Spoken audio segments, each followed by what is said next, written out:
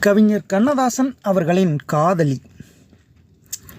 காதலை மதுவை பாடி, கவலையை துயரை பாடி, மாதர்கள் அழகை பாடி, மனம்படும் பாட்டை பாடி, போதையில் வெளிக்கிளம்பும் போன நாள் நினைவை பாட சேதிகள் கொண்டு வந்தேன் சேலத்து சபையை நாடி.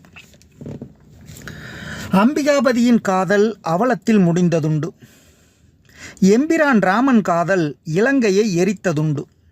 நம்பி அந்த நிடத நாட்டு நலமகராஜன் காதல் தம்பலம் இழந்து வந்த சனியினால் பிரிந்ததுண்டு.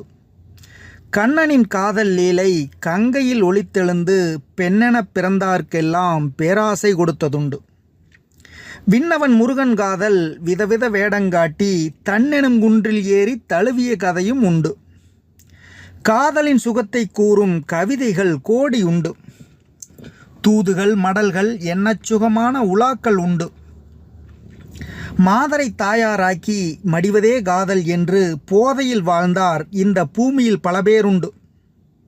நான் கொண்ட காதல் இந்த ரகங்களில் ஒன்றென்றாலும் மான் கொண்ட கண்ணால் இந்த மாதரில் ஒருத்தி அல்ல. தேன் கொண்ட மொழியும் செல்லும் திசை கொள்ளும் அன்பும் கொண்டாள். வான் கொண்ட மேகம் போல வளர்கின்ற புகழ் பெண்ணானவள். அன்றொரு காலம் இந்த அழகிய கொங்கு நாட்டில் தென்றல் வந்தூஞ்சலாடும் சேலத்தில் நான் இருந்தேன். அன்றில் போல் இளைய மங்கை அங்கெங்கோ தனித்திருந்தாள். சென்றொரு தூது சொல்லிச் சேர்ந்தவர் சக்கரபாணி.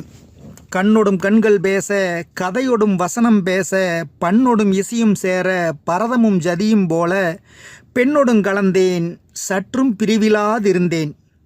அங்கே நன்னி அன்பை மாய்க்க ராசியில் சனி புகுந்தான்.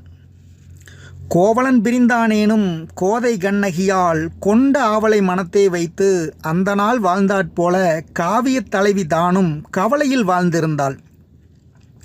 பாவியோ அவளை விட்டு 10 ஆண்டு பிரிந்திருந்தேன். மாதவி இல்லம் சென்றேன், மயக்கத்தில் கிடந்தேன்.